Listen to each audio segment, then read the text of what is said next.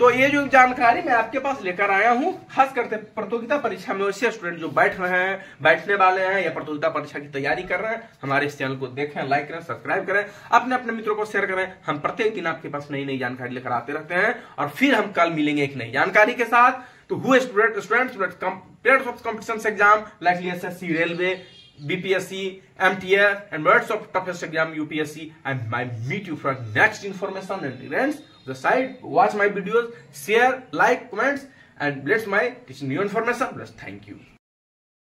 All friends, and welcome to my channel Vishal Kumar ji के। तो विशाल कुमार जी के जी इसमें एक बार आपका फिर से स्वागत। जैसा कि हम प्रत्येक दिन आपके पास नई नई जानकारी लेकर आते रहते हैं और आज हम फिर एक नई जानकारी के साथ आपके हाजिर हैं। हम प्रत्येक दिन आपके पास वैसे प्रश्न जैसे SSC, railway, MTS, BSSC, BPSC, यहां तक कि UPSC जैसे टफेस्ट एग्जाम में भी उस क्वेश्चन को एक बार नहीं, दो बार नहीं, बार बार दोहराया जाता है। तो चल आज हम बिना देर किए, बिना समय गवाए चलते हैं अपने लक्ष्य की ओर। चलिए, पहला प्रश्न, मेरा पहला प्रश्न है कि तिलका मांझी विश्वविद्यालय की स्थापना किस वर्ष हुई? जी हाँ, तिलका मांझी बहुत सारे यूनिवर्सिटी हैं, जैसे मगध है, मुंगेर है, पाटलिपुत्रा है, ऐसे कई यूनिवर्सिटी हैं, कई विश्वविद्यालय हैं जिनकी स्थापना हुई है, जिसमें पढ़ाई होती है। तो तिलका मांझी विश्वविद्यालय जो है उसका स्थापना किस वर्ष हुआ ना? तो पहला ऑप्शन है 12 जुलाई 1960, 15 जून 1965 और तीसरा ऑप्शन है 10 जुलाई 1962। लेकिन इसका आंसर होगा 12 जुलाई 1960। तिलका मांझी यूनिवर्सिटी की स्थापना इसी दिन हुई और आप लोग इस विश्वविद्यालय में, मुझे लगता है कि यहाँ के करीब करीब बच्चे इसी विश्वविद्यालय में पढ़े होंगे। चलिए, दूसरा प्रश्न है कि ब्रह्म समाज के संस्थापक कौन थे? ब्रह्म समाज के जो संस्थापक थे वो कौन थे? ऑप्शन है मंगल पांडे, बी है राजा राम मोहन राय, सी है दयानंद सरस्वती। लेकिन इसका आंसर होगा बी, राजा राम मोहन राय जो थे वो ब्रह्म समाज के संस्थापक थे। तीसरा है विंग्स ऑफ फायर के लेखक कौन हैं? Who wrote let's of wings of fire? तो इसका पहला ऑप्शन है APJ अब्दुल कलाम, बी है राजीव गांधी, सी है जवाहरलाल नेहरू। लेकिन इसका आंसर होगा मेरे प्यारे बच्चों ए, डॉक्टर APJ अब्दुल कलाम। इन्होंने लिखी थी विंग्स ऑफ फायर। ये राष्ट्रपति जो थे भारत के, ये राष्ट्रपति के साथ साथ एक मिसाइल मैन भी थे और एक लेखक भी थे। चलिए, अब चौथा है कि संपूर्ण क्रांति का नारा किसने दिया? बहुत सारे नारा दिए गए, जैसे जय जवान जय किसान का नारा लाल बहादुर शास्त्री ने दिया, भारत छोड़ो का नारा महात्मा गांधी ने दिया। तो बहुत सारे ऐसे हैं, जैसे इनकलाब जिंदाबाद भगत सिंह ने नारा दिया। तो इसी तरह से संपूर्ण क्रांति का नारा किसने दिया? तो ए है महात्मा गांधी, बी है जयप्रकाश नारायण, सी है भगत सिंह। तो महात्मा गांधी तो नहीं दिया क्योंकि इन्होंने भारत छोड़ो का नारा दिया था। सी इनकलाब जिंदाबाद भगत सिंह। तो इसका नारा होगा, इसका आंसर होगा बी, जयप्रकाश नारायण। इसका नारा कौन दिए थे? जयप्रकाश नारायण। चलिए, अब है इतना क्वेश्चन, इंसुलिन की कमी से होने वाली बीमारी। इंसुलिन की कमी से कौन सी बीमारी होती है? बहुत, जैसे कि आयोडीन की कमी से घेंघा हो जाता है। आप लोग देखे होंगे गांव घरों में कि बहुत सारे लोगों के पास गर्दन के पास फूल जाता है ना। तो किसकी कमी से होती है? आयोडीन की कमी से होती है। तो जिस तरह से आयोडीन की कमी से बीमारी होती है क्या? घेंघा। तो यहाँ पर है मधुमेह, बी है रैबीज, सी है बुखार। तो रैबीज तो कुत्ते के काटने से होता है, तो रैबीज भी नहीं होगा।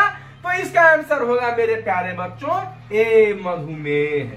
मधुमेह मतलब जिसको हम लोग डायबिटीज कहते हैं। जैसे ही डायबिटीज आपको हो जाता है तो जब डॉक्टर से आप चेक करवाते हैं तो इंसुलिन की कमी बताता है, जिसमें आपको मीठा खाना वर्जित कर दिया जाता है। यानी कि मीठा खाने के लिए आपको डॉक्टर मना कर देता है कि आज से आप मीठा नहीं खा सकते हैं, चावल नहीं खा सकते हैं। बहुत सारे ऐसे चीज होते हैं, उसमें आदमी को परहेज से रहना पड़ता है। तो इसका आंसर होगा मधुमेह।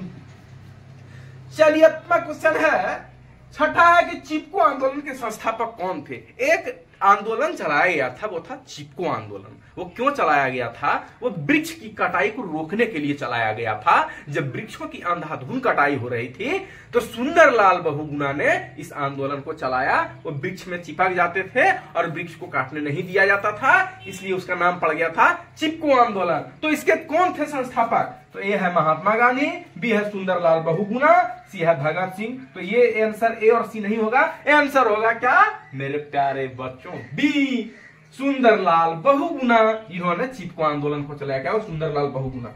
चलिए अब सातवां है कि दूध की शुद्धता किससे मापी जाती है?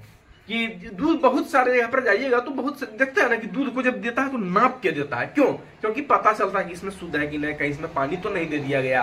तो क्या नाप? ए है लैक्टोमीटर, बी है बैरोमीटर, सी है हाइड्रोमीटर। तो बैरोमीटर से तो नापा नहीं जाता है, क्योंकि बैरोमीटर से आपको मापा जाता है, नम को मापा जाता है। तो इसका आंसर होगा मेरे प्यारे बच्चों ए, लैक्टोमीटर से रेट की मिल्क की शुद्धता मापी जाती है। Measurement of rates of rate of A milk, lactometer. चलिए आठवां है नानावती आयोग का गठन किस वर्ष हुआ?